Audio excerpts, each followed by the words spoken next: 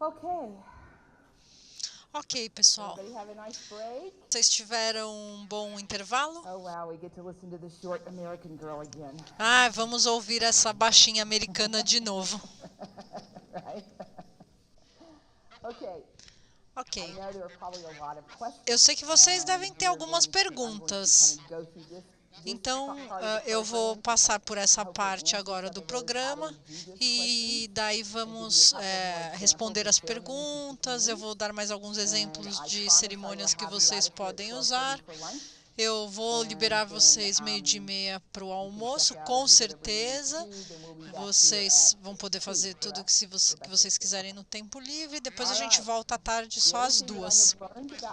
Outra coisa que eu aprendi sobre o Brasil é que as pessoas amam selfies, tá?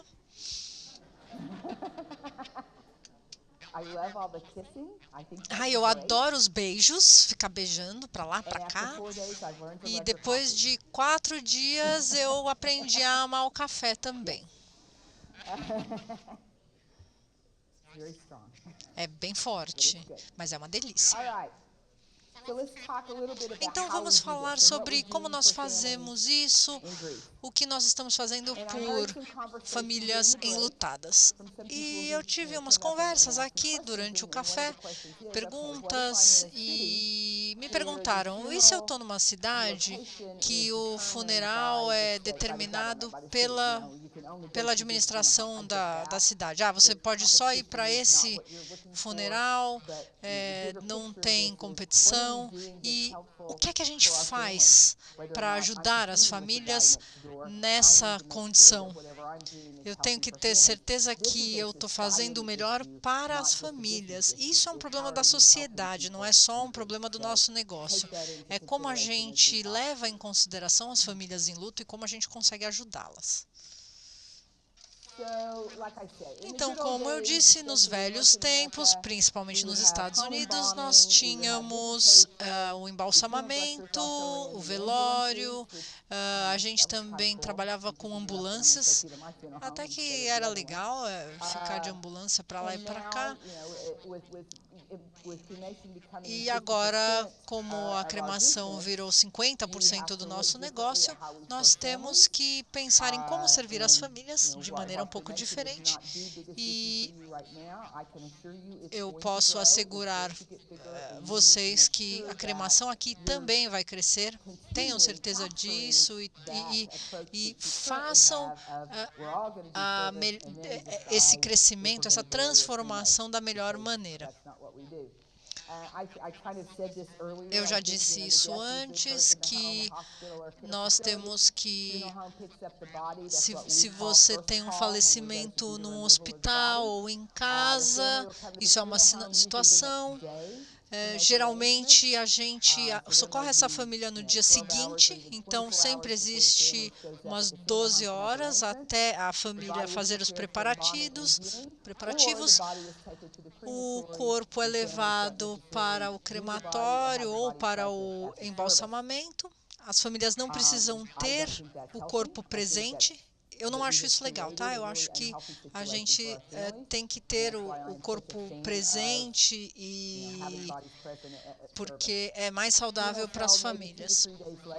O funeral é feito 2 a 3 dias depois, a cremação pode ser dias ou semanas mais tarde. A cremação normalmente é mais barata do que o sepultamento convencional. Nós falamos sobre isso antes, então se você tem uma cremação sem serviço, que custa em torno de $800, você pode gastar um sepultamento convencional com serviço, com cerimônia, até $8.000. Então, as famílias acabam fazendo uma escolha baseada em custo. Então, nós queremos fazer o quê? Agregar valor às cerimônias, porque as famílias pagam mais por cerimônias. A minha compreensão é que aqui no Brasil vocês têm mais ou menos preços parecidos para os dois tipos. É ótimo isso. Não tenham uma grande diferença, uma grande disparidade de preço entre um tipo de cerimônia e outro. Pode ser, o cerimonial pode ser feito numa igreja, numa capela funerária. Geralmente, o velório acontece antes do sepultamento ou da cremação. Muitas vezes, pode ser uma diferença de um dia para o outro. Pode ser primeiro uma cerimônia e o sepultamento no dia seguinte. Eu fiquei muito impressionada no Primaveras, que eu vi as pessoas lá indo fazer os velórios. Eu fiquei muito impressionada com isso, porque é muito bom. Nos Estados Unidos, praticamente não existe mais o velório e a visitação. Isso é muito assustador e muito triste, na verdade. Nós permitimos a disposição para definir o tipo de serviço. Vocês têm uma prática muito boa aqui. O que eu ouço do Júnior, tanto do Júnior como da Gisela, é que o que vocês vão fazer é melhorar esse serviço e mudar a cultura das pessoas e tentar sempre introduzir essa coisa da cerimônia. Nos Estados Unidos, as pessoas falam só sobre a disposição imediata, a cremação direta, ou a disposição imediata, que também acontece, a cremação simples. 70% escolhe cremação nesse lugar em O'Connor Mortuary, na Califórnia. 40% não quer serviço algum. Eles servem bastante gente, talvez 300 famílias por mês, e 70% novamente dessas famílias escolhe a cremação e 40% não querem serviço nenhum. Esse é o problema. É aí que está o problema. É aí que nós temos que nos ater. Porque é com essas pessoas que temos que trabalhar. O que vai trazer as pessoas para o Brasil, na realidade a gente quer sair dos Estados Unidos, tá? Porque a gente está com um presidente um pouco complicado. Então, a gente vai querer vir para cá, por exemplo, porque vocês... ele é louco mesmo, gente. Ele é louco, eu vou vir para o Brasil, tá? Podem esperar. Eu sei que vocês também querem sair daqui, porque parece que o seu presidente também está com sérios problemas. Poxa vida.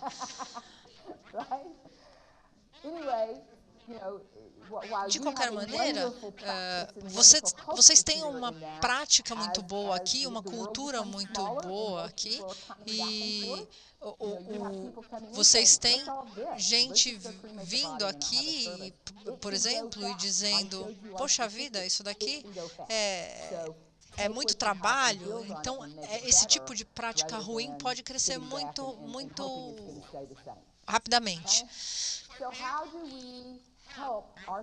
Como nós ajudamos as nossas famílias? Essa é a questão nos Estados Unidos. Se estou sendo cremado, por que eu preciso de um agente funerário? Para que eu preciso de uma funerária? Tá? Isso é muito assustador quando a gente pensa nos negócios, nas famílias. Então, nós estamos tentando fornecer oportunidades para que as famílias procurem por nós. Vocês são os experts, vocês são os profissionais em tudo. No luto, nos procedimentos. Então, vocês têm que pegar esses desafios e levar adiante. Então essa é uma abordagem do especialista e eu falo aqui de alguns passos diferentes quando a gente aborda as famílias, tá? Então, para começar essas mudanças e como tudo isso começa. Então, o primeiro passo é responder à dor. Todos nós. Pode ser sul-americano, norte-americano, não interessa de onde a gente vem. Quando vem uma ligação, minha mãe morreu, nós temos que entrar no modo dos negócios. Eu preciso do nome, eu preciso saber onde o corpo está, eu preciso do endereço. A gente vai diretamente ali nas estatísticas, nos fatos, nos dados.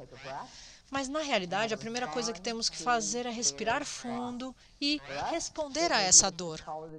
Para nós, talvez seja a quinta ligação do dia, mas para aquela família em questão, é única, é um momento único. Então, a gente tem que pensar em como abordar essas famílias, porque se nós respondermos a eles da maneira certa, eles vão confiar em mim, eles vão saber que eu sou capaz de ajudar, que eu vou conseguir fazer uma cerimônia legal para eles, porque eles vão lembrar e vão falar, você estava lá por mim, você me ajudou.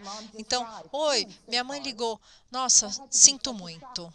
Que choque para você. Isso vai ser um momento muito difícil e eu estou muito honrada em poder te ajudar durante esse momento. Nós vamos acolher a sua família e nós vamos ajudar vocês durante todo esse processo. Então, dizer isso é um passo imenso e é muito melhor do que dizer, tá, onde ela está, em que hospital. Então, isso é uma mudança de atitude e muito grande, muito positiva e muito rápida. Minha mãe morreu há quase 7 anos e quando eu liguei uma das melhores. Eu vivo numa cidade de mais de 1 milhão de pessoas. Nós temos 26 funerárias na cidade de Oklahoma. E eu conheço todo mundo, todos me conhecem, eles são todos conhecidos.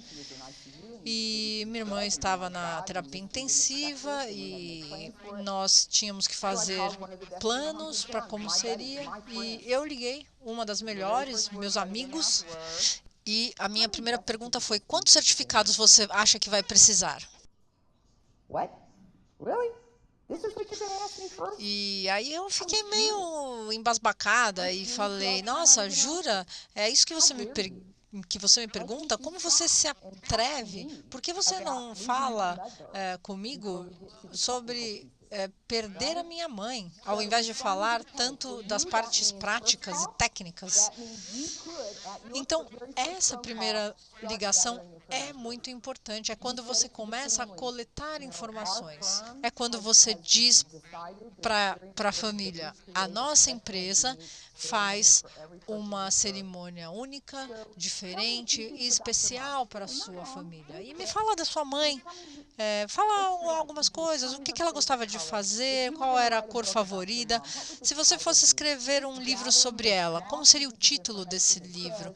Então, tudo isso já é mais informação. É demonstrar que essa ligação é muito importante, é muito especial e não é só mais uma. Então, isso é muito importante. Isso faz toda a diferença. Nós treinamos o nosso time de remoção quando você vai para o hospital ou para a casa de alguém para pegar o corpo. A sua primeira responsabilidade é a família e não é o corpo. Então, você tem que entrar e dizer, olha, eu sinto muito pela sua perda, obrigada por nos dar a oportunidade de cuidar da sua mãe. Vocês têm alguma pergunta para fazer antes de eu levar a sua mãe comigo? Então, isso não leva muito tempo e faz muita diferença. E aí, por exemplo, nossa, ela está no andar de cima e eu preciso descer a escada. E tem toda a parte técnica que é um pouco tensa, mas o relacionamento faz parte disso também. Todo mundo tem uma história de morte, de falecimento. Então, se você falar com as famílias, você vai ver, por exemplo, ela esperou que a gente saísse da sala, ela esperou que o filho ligasse antes de morrer. Todo mundo tem uma história em volta da morte. Se for uma morte trágica, vai ser como eles foram notificados. Ai, meu Deus, eu estava no trabalho e recebi essa ligação que o meu filho tinha morrido num acidente de moto. Ai, vocês têm tantas motos aqui, aliás. Se fosse... Quando eu peguei o táxi, o taxista me falou que um motoqueiro morre por dia aqui. Então, eu imagino que vocês têm muitas experiências trágicas aqui. Voltando à história, o pai falando que recebeu a ligação. Enfim, tem um caso em que vieram me procurar de uma mulher que estava morrendo. Ela estava em estado terminal, ainda não tinha falecido, e ela veio falar comigo. Ela queria falar comigo. E ela ia ter um netinho, mas ela só faleceu depois de ver a foto do netinho. Ela morreu 5 minutos após ver a foto do netinho que tinha nascido. É uma história. Então, as pessoas querem que você escute essas histórias. Você não quer uma pessoa a mais na sua vida para tomar conta das coisas ali, da parte prática. Eles querem contar as histórias. E é aí que fica a lacuna. Porque vocês têm que olhar esse espaço entre o tempo de remover o corpo e fazer a cerimônia. É nesse período, é nesse tempo entre uma coisa e outra, entre a morte, a remoção e os preparativos, com o pessoal dos preparativos das suas empresas, é a hora de chamar as famílias e falar, vamos falar um pouquinho sobre a sua mãe? O que a gente pode fazer para honrar a vida dela? Como a gente pode fazer dessa cerimônia um tributo? Então, pegue informação nesse período. Eu fiz o cerimonial do Hunter aqui para vocês. Eu fiz para que vocês pudessem ver o tipo de coisa que vocês podem usar com pouco tempo de informação que eu obtive. Eu tive meia hora só para pegar informações sobre aquele menininho. Então, é nesse momento que vocês podem pegar informações e criar alguma coisa única para as suas famílias. Nos Estados Unidos, os preparativos são muito práticos. Lá você chega e pede as coisas. E muitas famílias, quando a gente começa a perguntar, eles falam, por que vocês estão me perguntando isso? Por que eu preciso, por que você precisa saber disso tudo? Então, você tem que agir como um profissional, como uma pessoa, um profissional treinado. É por isso que a gente faz isso. Chega para o cliente e fala, é importante, vai ser importante para você. Nós, como profissionais, sabemos o que é bom para vocês e estamos muito felizes. Feliz não é bem uma boa palavra, mas a gente quer honrar a vida dessa pessoa. Esse tipo de palavra vocês têm que usar com as suas famílias, porque normalmente eles não escutam isso. Então, quando você pergunta, eles falam, por que você quer saber disso?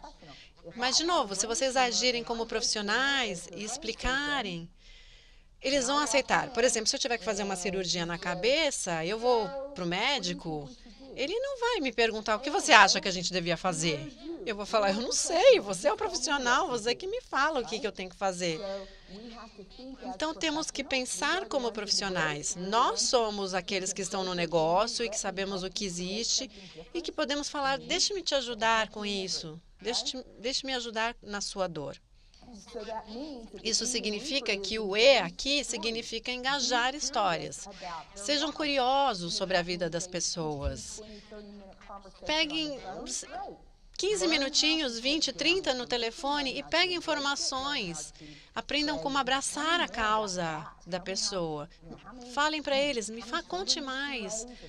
Como ela fazia isso, como ele gostava daquilo.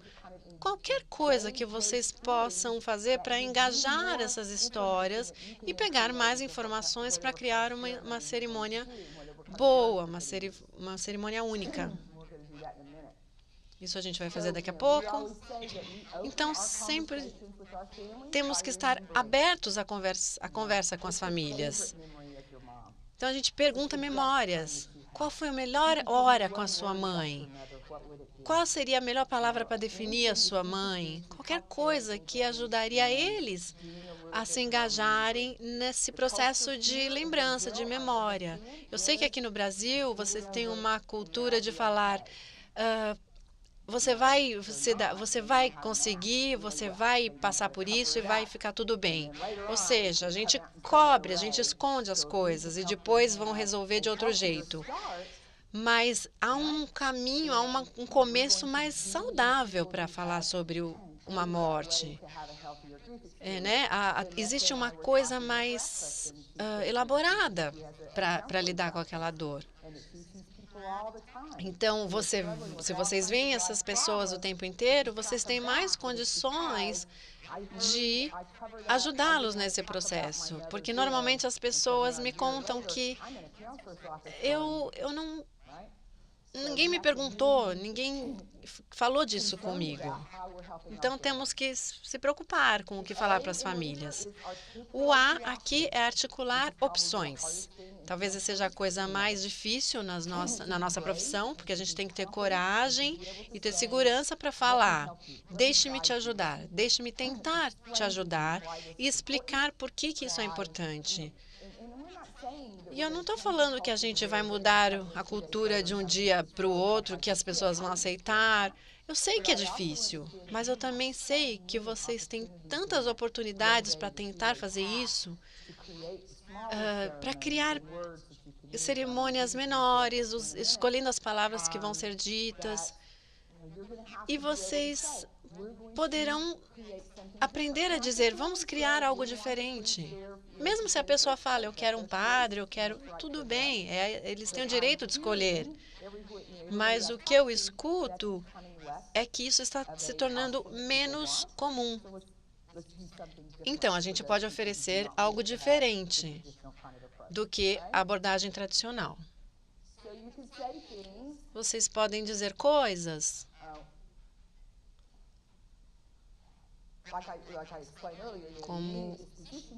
Ou seja, vocês têm a disposição, e isso nos Estados Unidos é um problema, porque as pessoas falam, me dê a urna, eu não quero serviço nenhum, e depois eu vou fazer uma festa. Essa é a tradição. A moça que eu falei que estava esperando o netinho nascer para morrer, quando eu fui na casa da família dela, ela tinha mais ou menos 40 anos. A sua mãe era uma enfermeira, então ela foi para a casa da mãe. Então ela estava na casa da mãe quando ela adoeceu. E a família disse, nós não queremos um funeral, nós queremos uma festa. Os funerais são sombrios, chatos, nós não queremos isso, a gente quer uma festa. Eu falei, bom, então me fale como é uma festa para vocês. Isso foi difícil dizer. Como vocês veem essa festa? Eles falaram, queremos flores, música, velas, queremos um vídeo com fotos dela e queremos algumas pessoas contando histórias. Eu falei, bom, para mim isso me parece um funeral. Mas pensei só, não falei. Ou seja, se eu falasse que era alguma coisa diferente, talvez eles não fossem entender muito bem. Mas para mim, parecia um funeral mesmo. Então eu falei. E depois eles teriam um jantar. E as pessoas falariam, né, levantariam e falariam sobre aquela moça. E eu falei para eles, vejam o que eu faço. A gente vai reunir a família e teremos um tempo onde vocês podem contar histórias dessa moça, de quem ela era. E vocês podem falar, vocês podem escolher quem vai falar, amigos, família. Nós vamos levantar, contar história, vamos ter vídeo, música, velas, tudo o que vocês quiserem. Mas vai ser um serviço coeso. Muito mais do que apenas um jantar com algumas pessoas falando. Não, a gente quer uma festa. Eu falei, tudo bem, se é o que vocês querem. Só que aí eu comecei a fazer a parte prática. E antes de sair eu falei, bom, se vocês acham que isso é importante, eu tenho algo a dizer, eu falei para eles. Vai ser uma jornada, e no final dessa jornada vocês vão olhar para trás, e se vocês tiverem um momento sagrado de reunião, ouvindo histórias juntos, vai ser muito mais útil para vocês do que apenas um monte de gente junto, levantando e falando algumas coisas. Então, eu levantei e saí. Falei, bom, fiz a minha parte. Depois de uma semana, eles me ligaram e a mãe da moça falou, sim, é aquilo que eu quero. Ela não sabia que ela tinha aquelas opções. Ela achava que o funeral era aquela coisa sombria e chata. E ela falou, sabe aquilo que você falou? Então é isso que eu quero. Então a gente se juntou, eles me contaram as histórias e a gente teve tudo o que eles pediram, a música, as velas, as flores. E foi lindo. Foi uma reunião linda. Depois de uma semana, a mãe da moça me ligou de novo e falou, Glenda, esta foi a experiência mais elegante que eu já tive na vida. E vocês não me conhecem muito bem, o Júnior e a Gisele me conhecem, mas ninguém me chama de elegante. Isso não é uma palavra que eu ouço com frequência. As pessoas me chamam mais de escandalosa, de outras coisas, mas não elegante. O que ela estava querendo dizer? Ela estava dizendo que aquilo foi certo, que aquilo serviu para ela. E eu fui corajosa de dar as opções para ela. E ela teve o que ela queria. Então, a gente tem que ter coragem para falar para as famílias. Isso é importante, vai ser importante para você. Vai ser único, vai ser especial. Então, o próximo ponto aqui, que segue a parte de articular as opções, é tentar mudar a cultura que as famílias têm. Esqueçam essa coisa de foi assim que a gente sempre fez. A gente vai fazer isso, e depois vai para o espaço de cerimônia, e é assim que a gente faz. E vocês vão ter que decidir nas suas empresas, com os seus funcionários, como vão fazer isso de uma maneira diferente. De uma maneira em que todos se envolvam. Como o nosso grupo vai conseguir expressar essas coisas para as famílias? Como a gente vai fazer essas coisas de uma maneira diferente? E o mais interessante para mim, nesses últimos 3 dias, quando eu estava fazendo treinamento na Primavera, todo mundo lá estava na sala, todo o grupo de funcionários, os embalsamadores, os que atendem a primeira ligação, os que vendem planos, todos estavam juntos neste treinamento, sim. E eles estavam concordando, sim, a gente consegue fazer isso, dá para fazer isso. Um funcionário mandou uma mensagem para a Gisela falando, isso mudou a minha vida. Porque a gente viu que o que a gente faz é importante para as famílias. Ou seja, se vocês engajarem os seus funcionários, eles vão pintar o cenário de uma maneira muito melhor. Ou seja, algumas palavras, uma reunião, um momento sagrado de memórias que será importante para você na sua jornada de sofrimento. Que pessoas importantes na sua vida precisam ouvir a história do seu ente querido? São algumas maneiras que vocês podem falar. Qual seria um jeito maravilhoso de honrar o seu ente querido? Existe alguma música especial que represente essa pessoa? Quem gostaria de estar presente nessa despedida final? As palavras são importantes. Ou seja, visitar individualmente o cliente, mas também falar as palavras corretas. Isso faz uma diferença enorme. Então, temos que pensar diferente para engajar as pessoas. E depois, abrace a cerimônia. Isso aqui é uma palavra-chave, eu vou tatuar no meu peito. As cerimônias são a coisa mais importante que a gente pode oferecer a uma pessoa num funeral, porque é o que muda as coisas. Nós sabemos isso instintivamente. O que você faz no dia de finados? O que vocês fazem no dia de finados? Todo mundo para e celebra aquele dia. É uma cerimônia.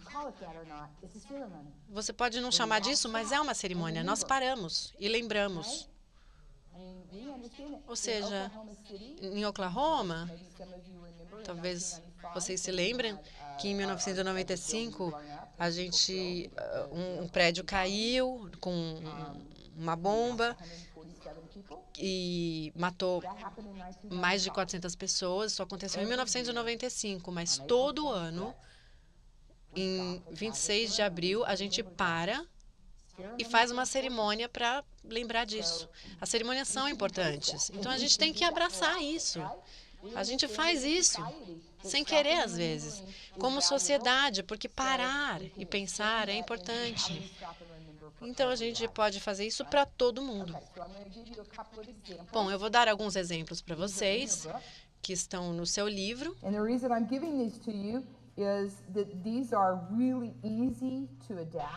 Essas palavras são muito fáceis de ser adaptadas e diminuídas para ficarem mais curtas, então tentem pegar como um exemplo.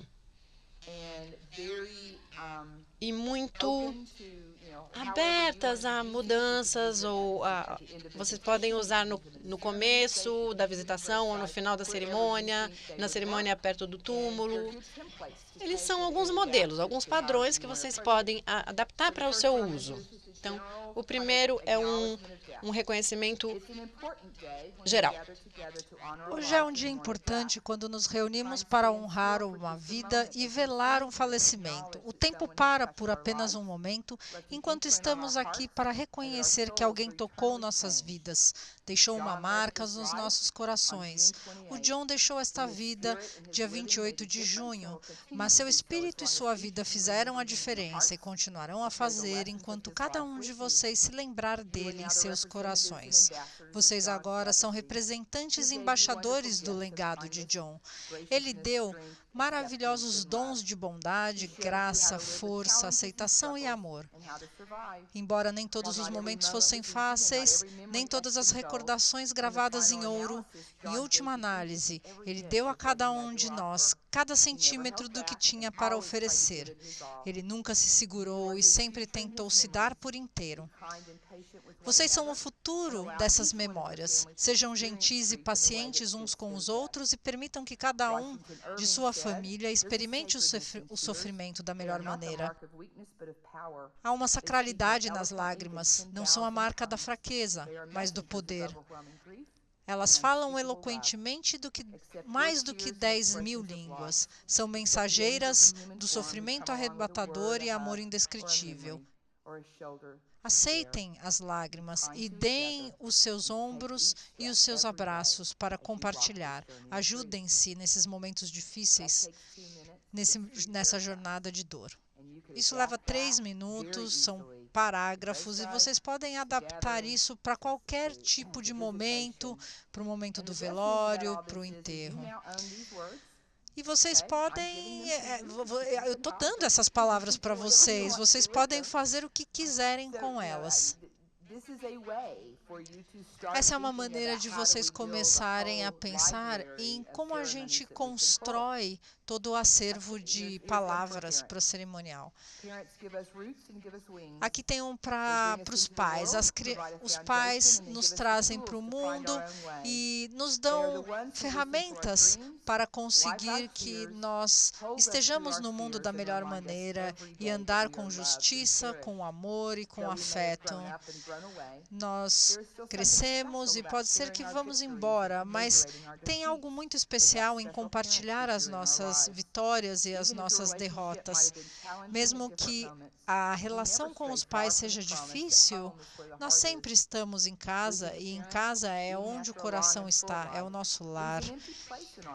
Tem um vazio no nosso coração, nós vamos para o telefone, para o e-mail e tentamos receber alguma mensagem, alguma lembrança, uma voz calma, uma voz que nos aconchegava nos nossos momentos difíceis, uma mãe que sempre sabia o que dizer, mas não diria nada se não soubesse o que dizer. Então agora você pode prometer que você vai ter tudo o que você herdou da sua mãe, o apoio, a força, os erros, as lutas, os sucessos e os fracassos, tudo isso na pessoa especial que você é.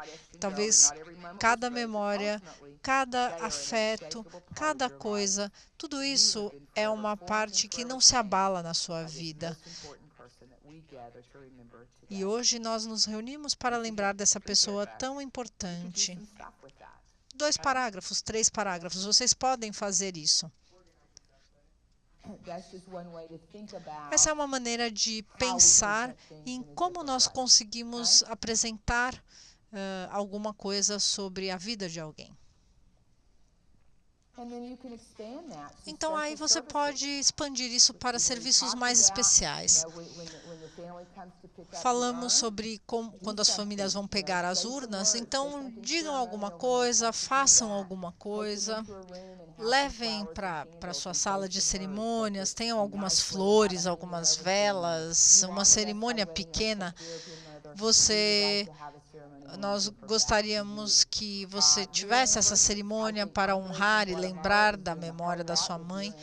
O Andrés, na Guatemala, está fazendo muita coisa por isso, pelas cerimônias. No aniversário das pessoas, ele lembra as pessoas. A Gisela visitou lá e ele falou que é isso, que é conversar com as pessoas no telefone e coletar histórias. Então, em 5 horas, por exemplo, eles fazem cerimônias fantásticas em tão pouco tempo. Então, é por isso que eu estou aqui, para dizer a vocês que em pouco tempo dá para fazer. Eu acho que há uns 6 anos o Andrés fez esse treino comigo e ele pegou tudo isso, todas essas informações e adaptou para Guatemala. E ele me disse algumas vezes, Glenda, você mudou o serviço funerário em toda a Guatemala. É uma responsabilidade imensa, mas muito obrigada. Mas quando a Gisela me chamou para vir aqui, ela disse, eu quero que você mude tudo no Brasil. Mas, gente, o Brasil é um país enorme, eu não sei se eu consigo fazer isso aqui. Mas nós podemos mudar para muitas pessoas, para vocês que estão aqui, para os profissionais que estão aqui hoje e que vão tomar essa responsabilidade de tentar fazer diferente para as nossas famílias. Junte as pessoas no seu cemitério, nos feriados, faça cerimônias nos dias comemorativos, faça uma coisa que junte as pessoas e que faça com que as pessoas compartilhem esses momentos. Vocês podem fazer isso sempre e lembrem-se, vocês são os profissionais e vocês conseguem usar essas palavras e vocês conseguem fazer aquele momento especial. E a comunidade sabe e precisa saber cada vez mais que é importante celebrar. E eu estou dizendo isso para vocês, estou ensinando isso para vocês ensinarem a sua comunidade. Vocês convidam a família para voltar? Quanto tempo demora para a família fazer as cerimônias? Como é que leva depois da cerimônia? Vocês já têm tudo pronto? Para nós leva um mês para organizar tudo, para organizar a plaquinha, para pôr a plaquinha. Não, para vocês já está tudo pronto, vocês são demais. Nós temos que esperar, às vezes, um mês ou mais tempo para ter a plaquinha no túmulo direitinho. Mas, enfim, se vocês vão ter algum tipo especial de apresentação, uma coisa diferente, transformem isso numa cerimônia. Façam algo acontecer que seja cerimonial. Então, o nosso último tópico no Reaper, aqui na abordagem, é indicar celebrantes ou indicar mestres de cerimônias. Se vocês têm uma família que não é religiosa, que não vai à igreja, que não tem nenhum vínculo com nenhuma religião, vocês podem acionar os seus celebrantes. Então, não usem esses pastores de aluguel, esses pastores padrão que ficam por aí esperando para fazer seu próprio comercial. Introduzam os celebrantes, os mestres de cerimônia. Nós tínhamos agora temos muitos negócios nos Estados Unidos que têm celebrantes para oferecer, tem verdadeiros times de celebrantes para oferecer, mas as coisas levaram muito tempo. Então, vocês têm que perguntar para a família: você quer o padre, você quer o pastor, ou você quer o nosso celebrante para fazer essa parte para você? Nós temos que oferecer essas opções e temos que estar confortáveis com isso. Pode ser difícil para vocês e diferente oferecer isso, mas vocês precisam se acostumar. Eu sempre falo para o Júnior e para a Gisela: vamos pensar diferente, vamos pensar grande e vamos pensar além do que a gente faz agora.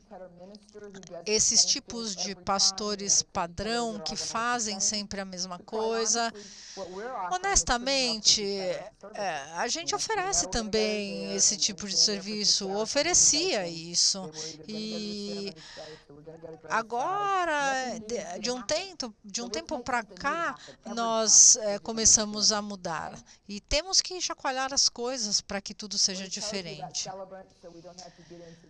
Já falamos muito sobre celebrantes, não precisamos falar disso, mas vou falar para vocês que se vocês forem para a Austrália ou a Nova Zelândia, os celebrantes são a maioria. Sempre que você vai a uma funerária, a um cemitério, eles têm celebrantes. Mais de 60% das cerimônias, 67% das cerimônias são feitas por celebrantes. E a história é essa, é mostrar para as famílias que elas têm opções. Mostrar que a opção do religioso não é a única que existe. Se eles querem, ok, uma pessoa religiosa que faça orações, ótimo. Mas você pode também ter o serviço do cerimonialista, do celebrante. Ele também pode fazer parte disso, ou só ele, ou os dois. Então, nós respondemos à dor, engajamos histórias, articulamos opções, pintamos todo o cenário, engajamos cerimônias e aí indicamos celebrantes ou cerimonialistas, certo? Eu quero que vocês vejam um vídeo agora de como é que nós respondemos a uma família em luto. Mas nós temos ainda alguns minutinhos para vocês fazerem perguntas. Vocês têm perguntas, por favor? Bom, eu gostaria de saber por que não se tem visitação no velório, né, na celebração. Isso para mim ficou um pouco no ar, assim. Aqui, você viu, né, no Grupo Primaveras, que as pessoas vão visitar o falecido. Nos Estados Unidos, ele falou que não vão. Because we're stupid. Porque nós somos estúpidos, bobos.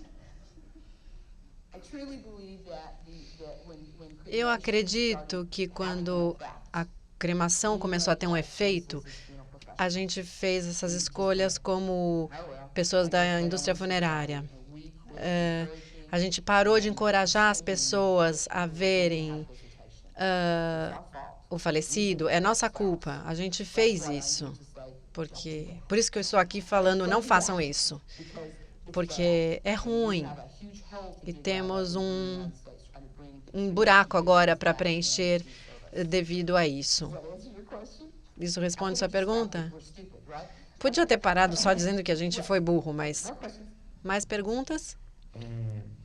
Quando você fala que a cerimônia é importante, né? Então eu tenho 50% do mercado que vai escolher a cremação e eu tenho 50% que vai escolher os serviços funerários e vou ter que atender 100%.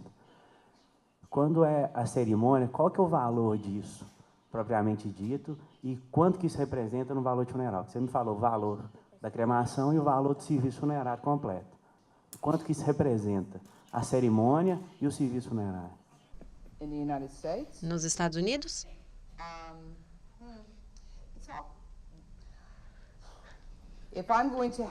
Se eu tiver um serviço de enterro, eu vou chegar e fazer os preparativos e vai ser caro. Eu vou parar de $8.000 para mais. Isso vai incluir o embalsamamento, a visitação, a urna, o serviço. Provavelmente não vai incluir o lugar no cemitério, o espaço, porque nós temos que ter umas cotas, umas valas, uns espaços. Ou seja, eu estou falando só do serviço, não do espaço do túmulo. Eu cobro separadamente e eu cobro $400 para fazer uma cerimônia. Eu fico 10 horas preparando aquele serviço. Então, a gente pode ser parte do serviço. Eu não sei se vocês vão diferenciar um celebrante ou um não. Os padres aqui cobram para fazer isso? O padre cobra para fazer isso? Às vezes, sim. Às vezes, sim, às vezes, não. Às vezes, rabinos cobram muito nos Estados Unidos. Eles cobram muito mesmo. Outras perguntas? Bom dia, eu sou a Adriele, do Parque das Alamandas, do Paraná, Londrina. Eu acredito que aqui, eu não sei em São Paulo, mas no Paraná a nossa dificuldade maior é a cultura. A maioria das pessoas entendem que o momento que elas estão no cemitério é um sofrimento. Então, quanto antes aquilo ali terminar, para elas melhor. Então, assim, às vezes eu vejo famílias, vamos fazer um cerimonial? Não. Coisa muito rápida, a gente quer ir embora logo, terminar com isso logo. E tentar mostrar para eles que não precisa ser tão sofrido, essa é a parte mais difícil. Eu acredito que seja a maior dificuldade que a gente encontra. E a vantagem de muitos cemitérios que eu vejo aqui é que tem funerária. Em Londrina nós não temos. Lá é pública, então é só ela que faz o serviço. Então, quando chega para nós, já chega corpo pronto, urna escolhida, só para o velório. E a família já vem com aquela impressão ruim do atendimento público. Eu queria ver com você assim, o que você aconselha para a gente tirar essa impressão da família desse atendimento precário dessa funerária? Eu não posso mudar o serviço público, obviamente. Mas eu posso controlar o que você pode fazer quando você ver a família. E vai ser difícil mudar essa parte cultural. Eles não são melhores ou piores quando eles vão embora. Eles apenas querem se livrar do problema. Eu acho que a gente tem que tentar moldar as famílias para isso, para começar a aceitar isso. Chega e fala, posso fazer uma coisa especial para você? Porque aí os seus próximos clientes vão ouvir isso e eles vão ver o serviço que foi feito e eles vão ver que não doeu nada. Então, vocês podem dizer como um profissional que é importante, que vocês acreditam que é importante ter uma história contada naquele momento. Então, vai depender de vocês, profissionais, de mudarem essa cultura. Vai demorar, vai ser lento, não vai ser em 24 horas, mas a gente pode falar isso para as famílias. Tudo bem parar e respirar um pouquinho e ter esse tempo para lembrar, porque vai ser importante para você na longa jornada, ao longo prazo. Então, apresente-se como um profissional e acredite nisso. Aqui atrás. Meu nome é Brad, sou de Presidente Prudente, Grupo Atia. Eu acho que a questão maior também, eu vejo, é a profissionalização, né? Eu acho que seria, não sei como que é nos Estados Unidos, a questão de você encontrar profissional para poder realizar toda essa cerimônia, vamos dizer assim. A grande maioria aqui são os empresários que vão ter que transmitir para os seus colaboradores essa questão. Nos Estados Unidos, tem curso específico. No Brasil, eu vejo que tem debutantes, 15 anos, casamentos, mas nada em relação à funerária, né? Cemitério. Queria saber, assim, o que seria, no caso, aqui para o Brasil, qual caminho que os empresários têm que buscar? A grande maioria, igual eu falei, são os empresários, né? É uma dúvida assim, que eu tenho. Vão para o meu treinamento nos Estados Unidos. Eu acho que esse tipo de apresentação, eu vi isso na Primaveras, porque eles vão implementar. Foi apenas um dia dando isso que eu estou falando. Eu acho que vocês podem levar isso que vocês estão vendo aqui hoje, ou então podemos arranjar para, num outro momento, dividir esse conhecimento também. Eu não tenho certeza. Eu amaria ter alguém vindo do Brasil e fazendo o meu curso de 3 dias. Seria a melhor opção. Talvez alguns de vocês podem vir e trazer isso de volta aqui para o Brasil. Talvez vocês podem pegar aquele material e adaptar e falar, é assim que a gente vai fazer. Eu sou João, de Campina Grande, Campo Santo, Parque da Paz, e minha pergunta é importante que o cerimonialista, ele tenha um primeiro contato com a família, ele faça a entrevista com a família para montar o cerimonial, ou isso pode ser feito por outro profissional? E a minha segunda pergunta, se possível for, o cerimonial bom é aquele que você bota o máximo de emoção possível, que é para fazer de fato os familiares chorarem, ou não? Tem que ser alguma coisa...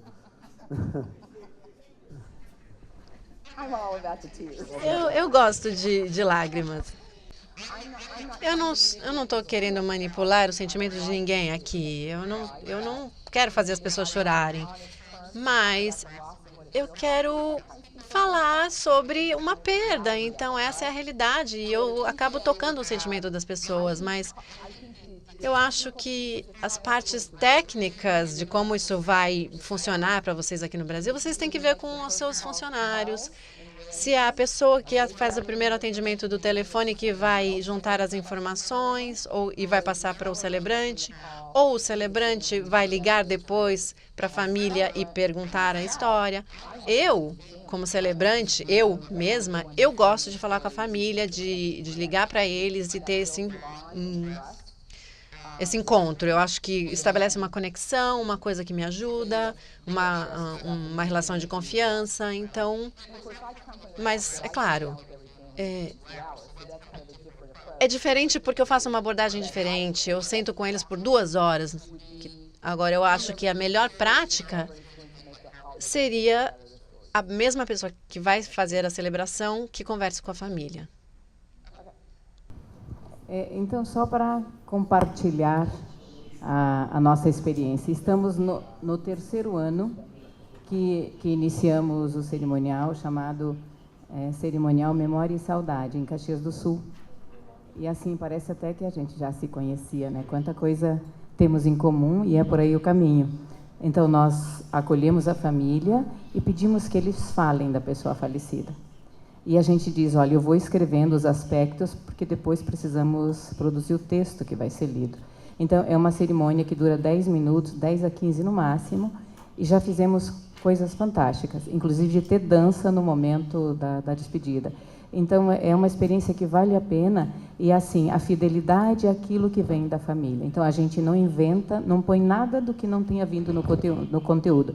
Então, somos 2 psicólogos que fazemos o trabalho. Então, se alguém quiser conhecer a nossa experiência, claro, dentro da nossa realidade, porque cada cerimonial é diferente do outro, e cada dia mais as pessoas estão nos procurando para preparar a cerimônia. Então, a gente não precisa mais nem oferecer, eles já vêm pedindo, porque é o 3º ano que a gente implantou, e é uma experiência que vale a pena. É ressignificar a história de vida das pessoas. É fantástico. E é também um cuidado, é um jeito diferente de cuidar de quem está no momento mais difícil da vida, que é perder as pessoas que ama. E o cerimonial, então, usamos a música, que não pode faltar, as poesias da nossa Cora Coralina, enfim, a gente faz um cerimonial assim com muito respeito e com muita beleza, porque a morte também tem a sua beleza. Então, se alguém quiser humildemente nos visitar para conhecer a nossa experiência, é o 3º ano. E obrigada, porque estou me sentindo em casa com a beleza do trabalho que é possível fazer. Então, é ter alma, coração, saber redigir um bom texto e a fidelidade àquilo que as famílias trazem. É fantástico.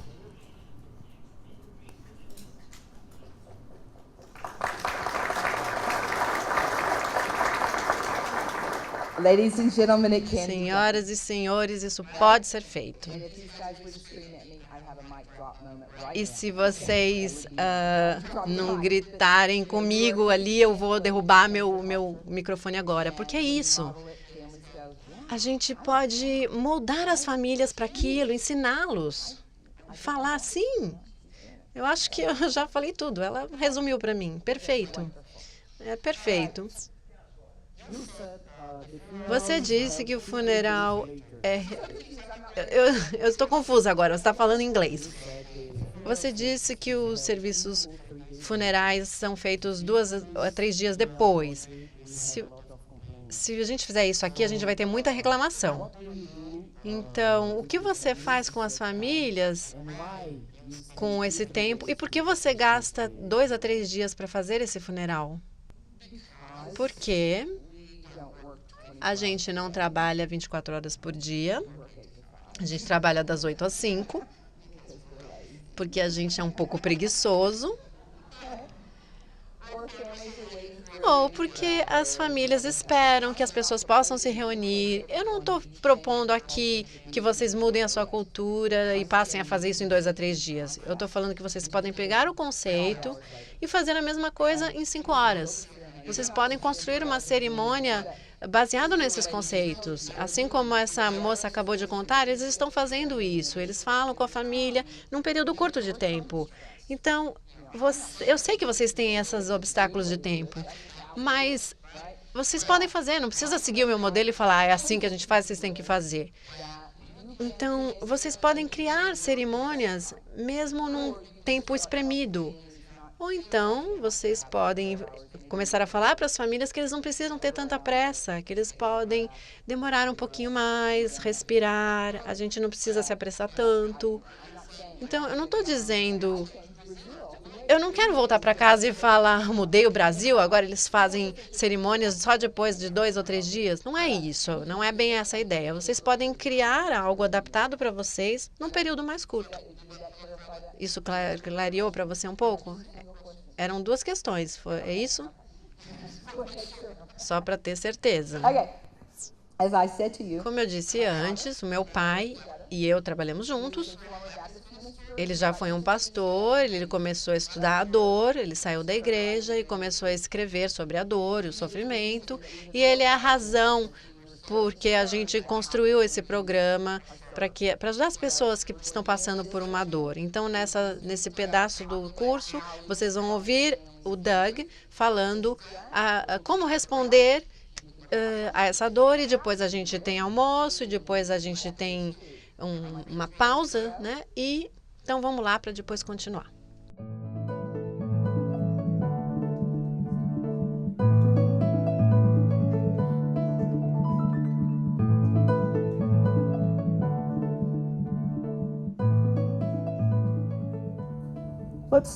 Digamos que alguém acaba de perder um ente querido. Esse balde representa os sentimentos deles. Juntos nós podemos chegar a algumas coisas que poderiam estar dentro desse balde, por exemplo, muita dor, talvez alguma raiva, medo. O que vai acontecer comigo agora? Para onde eu vou? Como vou viver? Quem vai tomar conta de mim? Talvez haja uma sensação meio indefinível de estar perdido. Não sei quem sou agora, não sei onde ir. Perdi minha identidade. Eu sempre fui marido ou esposa de alguém, ou ainda até mesmo não saber o que sentir. Sentir-se estranho e não saber por que você está tendo esse tipo de reação. Talvez você queira saber o que se passa na cabeça de alguém. Por que eu? Onde estava Deus? O que está acontecendo comigo? Ou qualquer outro tipo de sentimento que viria à tona numa situação de perda, num caos da perda. Talvez estejamos pensando em que tipos de medos estariam aqui. Conseguirei sobreviver? O que vai acontecer comigo? Quem vai cuidar de mim? Todo esse tipo de coisa, ou talvez um sentimento de frustração. Quando me tornei invisível, quando as pessoas começaram a fugir de mim e não falam comigo mais. E os meus amigos que me perguntam como eu estou, mas na realidade eles não querem saber como eu estou. Muita frustração. Como vou me relacionar com meu marido ou minha esposa agora que aconteceu essa morte?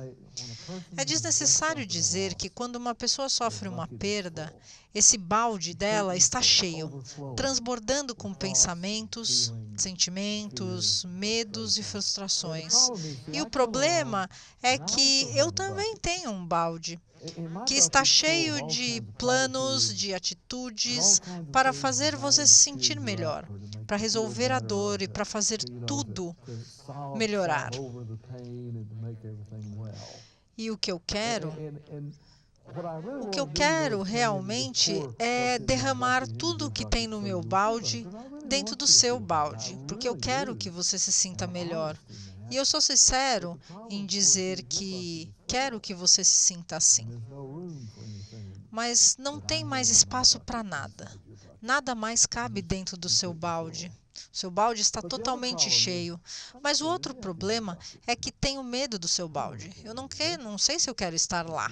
Porque você pode chorar, você pode me fazer perguntas que eu não vou saber responder. E tem muita intimidade também nisso. E eu tenho medo dessa intimidade. Então, o que eu realmente quero fazer é chegar, derramar todas as minhas coisas em cima de você e sair correndo. Dizer coisas doces, coisas bonitas, coisas que vão tentar, de certa maneira, explicar essa dor e sair correndo. Eu fui chamado uma vez para fazer uma conferência para um amigo meu e eles me pediram para falar sobre raiva, culpa e sofrimento. E eu perguntei, vocês sentem culpa do quê? E houve uma senhora que eu nunca vou me esquecer. Ela me disse que estava levando o filho para o hospital e o filho dizia que não queria ser operado. O filho queria voltar o tempo todo para casa. Ele não queria o transplante, ele ia fazer um transplante. Ele estava com muito medo. E eu não voltei, ela não voltou, e o menino morreu. E havia muitas outras pessoas na sala onde eu soube dessa história, e aí eu perguntei para ela, quantas pessoas disseram para você já que você estava agindo por amor? E ela disse, muitas. Isso ajudou? Não. E quantas vezes disseram para você, ele ia morrer de qualquer jeito? E ela disse, muitas. Isso ajudou? Não. E quantas vezes te disseram, nossa, já faz 4 anos. E ela disse, putz, essa doía demais. E quantas vezes já te disseram, Deus dá o frio conforme... E aí ela disse, nossa, essa frase me deixava louca. Aí eu disse, bom, e se eu viesse para você e ao invés de dizer coisas, eu te desse um abraço? E ela disse, bom... Isso ajudaria muito. E por quê? Bom, Isso ajudaria porque eu estaria entrando no balde dela. Ao invés de jogar um monte de coisas em cima dela o tempo todo, eu estaria tomando conhecimento dessa dor e dando credibilidade a ela. Eu aprendi alguma coisa aquele dia, que a cura sempre começa no balde da outra pessoa, nunca começa conosco, sempre começa com o outro. É quando respondemos a essa dor, a eles, e quando nós reagimos a isso, nós temos então a capacidade de começar a curar essas pessoas. Eu sei que essa história do balde, essa ideia do balde pode parecer muito simples, pode parecer mágica, simples e maravilhosa. Mas o que eu estou tentando dizer é que ouvir as pessoas é um poder fantástico. Simplesmente ouvir as pessoas. E acredito que o ouvido é a parte mais maravilhosa e importante do ser humano, do corpo humano. E eu posso provar isso. Você já ficou bravo por 1 ou 2 dias? E quando contou para alguém, você não conseguiu demonstrar como foi ruim essa situação? O fato é que à medida que nós falamos, você começa a dissipar essa raiva. E é isso que devemos fazer. Por anos os psicólogos diziam isso, que você precisa pôr a raiva para fora. E eu acho que a verdade é que falar ajuda sim. Mas ter alguém que ouça e que entenda é muito mais eficaz. E quando isso acontece, é que vem a cura. Se você já esteve deprimido, triste, e você finalmente fala para essa pessoa o que está incomodando você, qual é o problema, todo esse relacionamento significa que você está entrando no balde da pessoa. Uma das razões pelas quais eu amo a minha esposa é que se eu tenho um problema, ele nunca termina até que eu conte esse problema para ela. Não é a mesma coisa contar para qualquer outra pessoa. E talvez isso seja amor. Isso eu chamo de amor. É achar um par de ouvidos que te façam bem. São os ouvidos seguros. Tem algumas coisas que acontecem conosco quando somos ouvidos. Tem coisas que acontecem quando os outros nos ouvem, que é muito importante, são coisas importantes. Toda a nossa vida, nós ouvimos que a gente tem que aprender a ouvir, porque é quando a gente aprende, mas na realidade é que é só quando temos a chance de compartilhar os nossos pensamentos é que internalizamos esses pensamentos e é quando realmente aprendemos. Você só consegue lembrar 10% do que uma pessoa fala, mas você consegue lembrar 90% do que você fala. Muitas vezes eu me divirto muito nas minhas palestras porque eu peço para eles me dizerem de onde são, quem são, e sempre pergunto quem é para fora e quem é para dentro. Mas eu não estou falando daquele tipo de umbigo estranho que é para dentro, para fora. Estou falando de quando a gente coloca o papel higiênico, sabe? A gente põe ou para dentro ou para fora. E aí eu pergunto isso para as pessoas e gera uma polêmica, porque todo mundo tem uma opinião. Eles sempre falam, não, eu sou para dentro, eu sou para fora. Então, eu dou risada, eu me divirto muito, eles falam muito deles e eu pergunto, e aqui quem é fanático? Ou quem não liga do jeito que o papel higiênico está? Sempre muita gente responde muito a isso e as pessoas sempre fazem questão de dizer o que elas acham. Mas o que eu quero com tudo isso é dizer para as pessoas que elas não vão lembrar de nada do curso daqui a 6 meses, mas vão lembrar dessa história do papel higiênico, se era para cima, para baixo, para dentro, para fora, porque basicamente nós aprendemos quando nós compartilhamos. Nós aprendemos quando nós somos ouvidos. Então, essa interação é que é importante. A frustração em relação a isso é que, quando eu ensino alguma coisa, eu nunca consigo saber o quanto vocês aprenderam, sabe? Na realidade, nós precisamos escolher se a gente quer ensinar ou se a gente quer ajudar alguém. Temos que decidir em alguns momentos o que é mais importante, se nós vamos ajudar as pessoas, e aí temos que confiar nos nossos ouvidos. Temos que confiar nesse sistema de ouvir. Os ouvidos também promovem insight. Tenho feito aconselhamento por muitos anos e eu nem sabia se eu teria capacidade, na realidade, de fazer esse tipo de trabalho. Mas acabei me tornando o tipo de pessoa com quem todos vêm falar, contam problemas, e eu acabava me envolvendo e ajudando muito as pessoas. Eu não sei como funciona isso, não sei como eu posso sentar numa sala e falar para as pessoas se sentirem melhor. Eu acho que isso está além do meu entendimento. Mas todos esses anos, estudando e podendo ouvir, comecei a ver a razão e como é que isso funciona.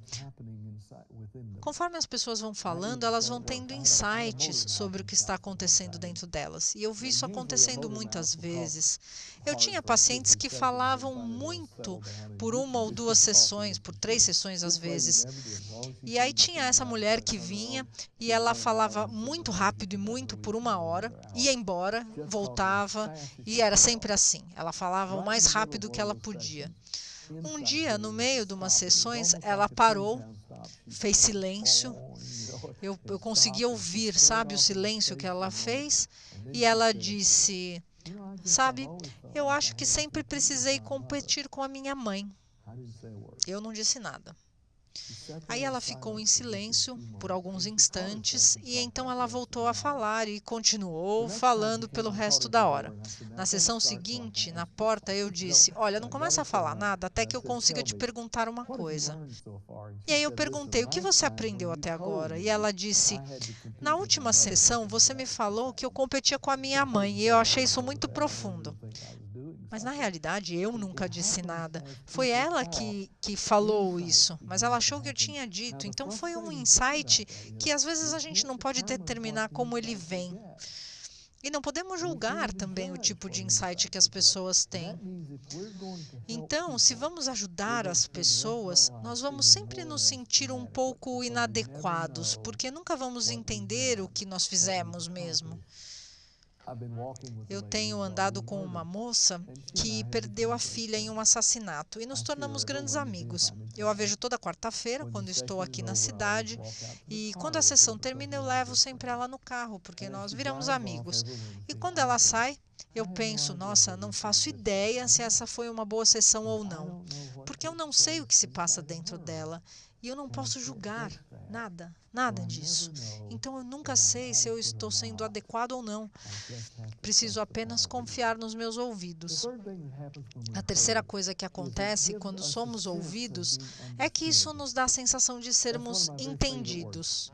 Uma das minhas palavras favoritas, e a minha filha fala que eu tenho palavras favoritas só 3, e que eu escrevi livros sobre isso. Mas uma dessas palavras, e é o que todos nós queremos no final das contas, é que queremos ser entendidos. Queremos que as pessoas façam um esforço para entender a gente. Mas a sensação, e essa sensação de alguém tentar nos entender e aceitar como somos e como sentimos, é muito poderosa. Então, se uma pessoa entra no meu consultório, por exemplo, e diz, eu não amo meu marido mais. Não sei qual a razão para isso, mas eu acordei e eu não amo mais. É impressionante como, se olharmos para trás, não é uma regra, mas uma mulher assim que sente isso, geralmente, é uma pessoa que nunca foi compreendida. Todas as vezes que ela tinha, por exemplo, um pensamento, ela recebia uma linguagem corporal, como quem dissesse, isso é uma burrice. E toda vez que isso acontece com uma pessoa e ela se sente diminuída, esse sentimento fica lá dentro. E ele cresce, até que um dia isso bloqueia os sentimentos de tal forma que aí você está ali sentado com seus amigos no escritório, dizendo, eu não me sinto igual, e eu não sei por quê. Então nós precisamos desesperadamente de alguém que nos entenda. A minha esposa me deixou contar uma história, a história dela. Ela fez uma mastectomia dupla no ano passado. Ela tinha alguns fibroides que poderiam se transformar em câncer.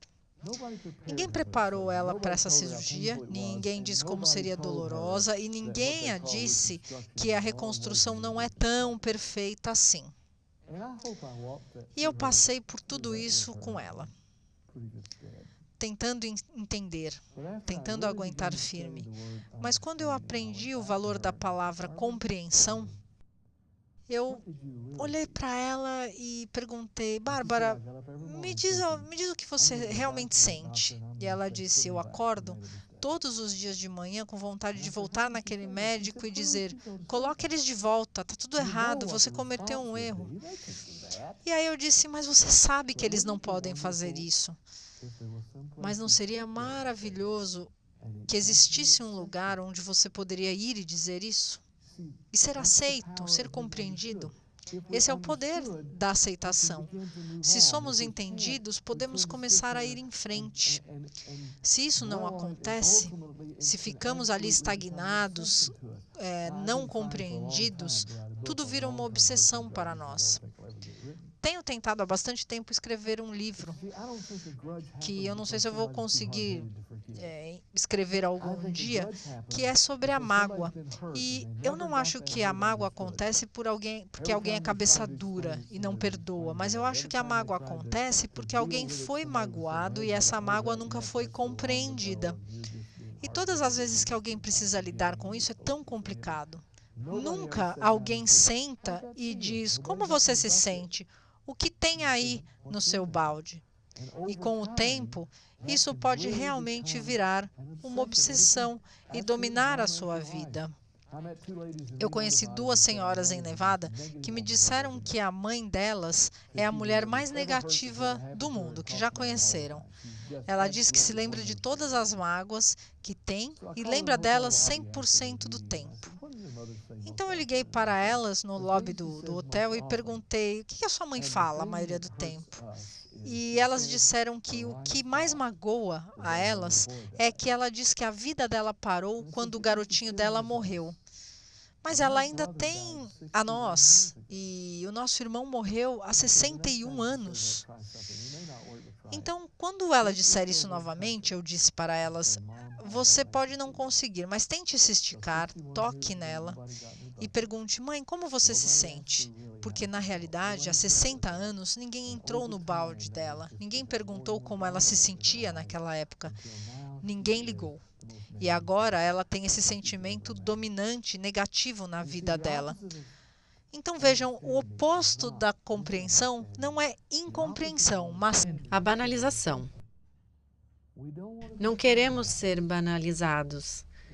Seria como se eu dissesse, olha, eu cortei meu dedo e você diria, bom, fique feliz que não foi a mão toda. Ou se quando eu dissesse isso, você dissesse, bom, meu tio teve o braço todo amputado. Como quem diz, bom, poderia ser pior. Poderia ser outra coisa. E ao invés de entrar no meu balde e dizer, deve ser duro, deve ser doloroso, a gente tenta explicar os porquês. E quando isso acontece, com todas essas explicações, acabamos sentindo que, na verdade, ninguém se importa.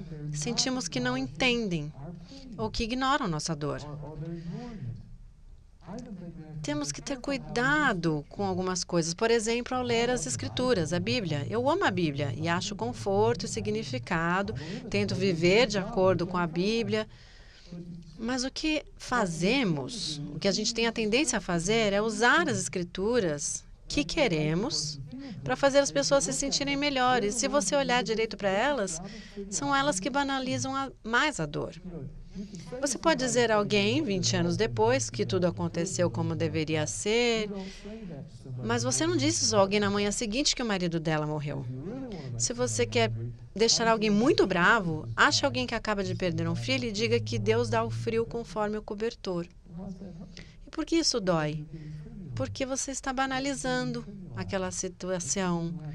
Você está tentando explicar ao invés de lidar com isso. E se conseguirmos ser entendidos, isso nos leva à minha segunda palavra favorita, que é significado.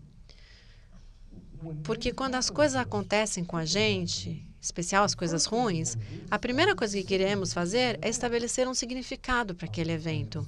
Por exemplo, se um garoto cai na rua e entra em casa chorando e quer um band-aid para colocar na mão e mostra para todo mundo e fala: "Você vê meu machucado?" Por exemplo, o meu neto quebrou o braço, veio do médico com o braço engessado, mostrou para todo mundo e falou: "Vocês estão vendo? Olha o meu machucado." Depois que todo mundo viu e ele tirou o band-aid e foi brincar mesmo assim com o braço quebrado. Agora, se ninguém ligar para o machucado dele, ele vai ficar chateado. Porque essa é a natureza humana. Quando nos machucamos, queremos que saibam que estamos machucados. E isso não acontece, então isso se torna, literalmente, uma obsessão. Eu conheci um casal que perdeu 4 filhos em um incêndio. E eu me apaixonei por essa família. Saímos da reunião, andamos pela cidade e ela começou a me contar a história. A casa pegou fogo na sexta-feira e eles estavam fora, as crianças estavam dentro de casa e a casa queimou naquela tarde e ela estava me contando tudo com muita tristeza. E ela estava me contando isso tudo, que foi muito triste. E ela começou a falar: "Isso foi na sexta, sábado tivemos que organizar o funeral, domingo o velório, segunda os funerais aconteceram, terça de manhã, sem meu conhecimento ou minha permissão, minha família começou a andar pelos escombros da minha casa e jogaram minhas memórias fora. Disseram que não havia nada lá, nenhuma lembrança, mas eles não tinham esse direito. No dia seguinte, eles limparam, chamaram meus vizinhos e construíram uma nova casa. E ela ficou doida com isso, porque eles não perguntaram. E ela estava tão obcecada com isso, e quando alguém falava, logo diziam que não havia nenhuma memória ali, não tinha nada lá. E você tem uma casa nova, isso é ótimo. Ninguém entendia que precisavam estabelecer um significado para aquela dor. Ela estava tão obcecada com a própria mãe que dizia: "Acho que você não sente falta das crianças." Ou falaria sobre a casa e as memórias e as lembranças. Eu me lembro de ouvir essa história dizer que eu a curei, mas na verdade eu não fiz nada. Eu me lembro de ter dito a ela: Isso deve ter doído muito." Alguém entendeu aquela moça. Alguém estabeleceu um significado, ou seja, alguém entrou no balde dela. Ela me escreveu meses depois, dizendo que estava grávida. Eu fui lá e saí com eles para jantar. Ela não mencionou nada, a casa, as lembranças, o incêndio. Ela não falou sobre nada daquilo. Ela finalmente estabeleceu um significado e foi entendida. Na verdade, há sempre um padrão para isso. E no muito que a pessoa está sofrendo, dolorida, queremos dar uma explicação. Isso acontece por causa disso, se explica assim, veja a coisa dessa maneira. Se você perdeu um dedo, poderia ter sido a mão inteira. Sempre queremos explicar essas coisas. Se a explicação não funciona muito bem, então aí a gente começa a discutir. E a gente precisa nos segurar. Porque aí, se isso não funciona, vem as críticas. Você está se afundando na sua própria dor.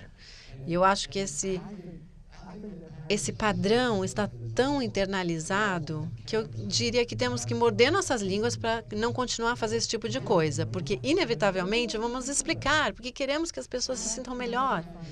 Mas temos que achar um novo padrão. E esse novo padrão é estar confortável, apenas ouvindo as pessoas. Mas não conseguimos fazer isso porque sentimos que temos que dizer algo, precisamos fazer algo. É um sentimento, uma coisa que parece que a gente não pode evitar.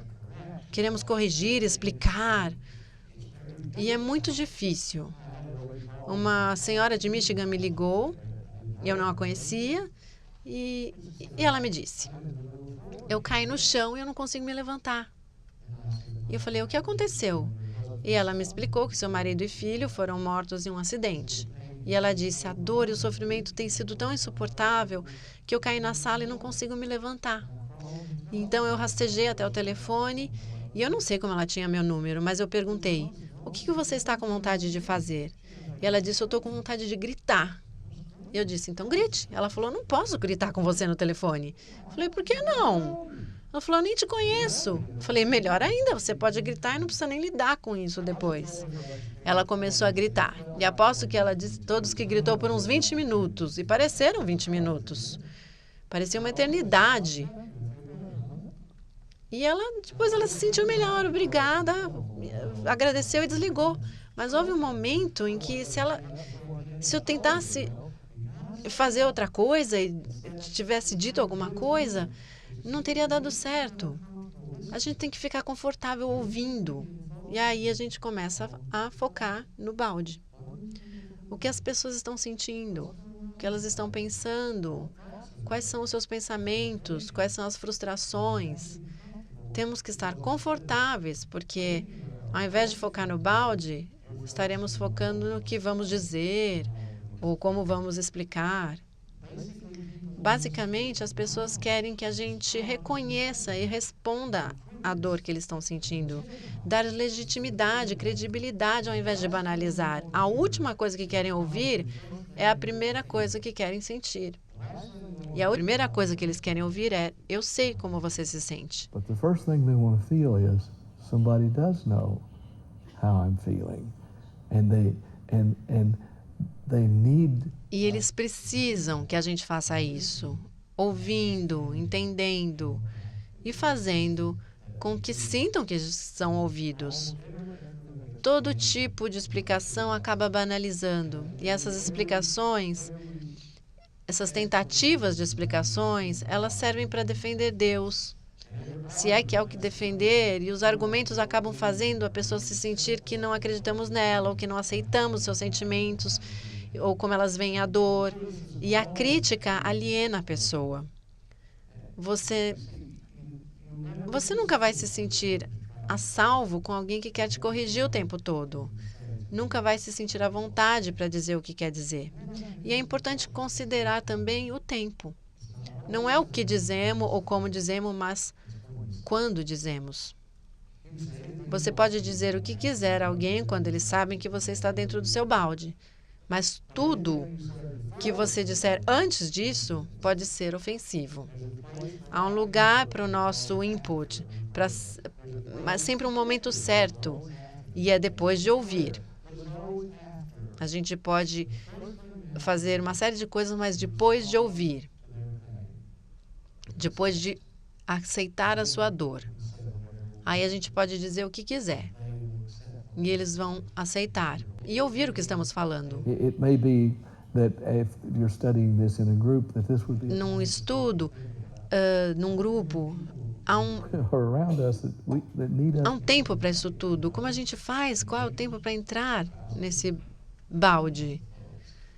Adolescentes, esposas, maridos. Eu tive uma experiência quando era um jovem pastor.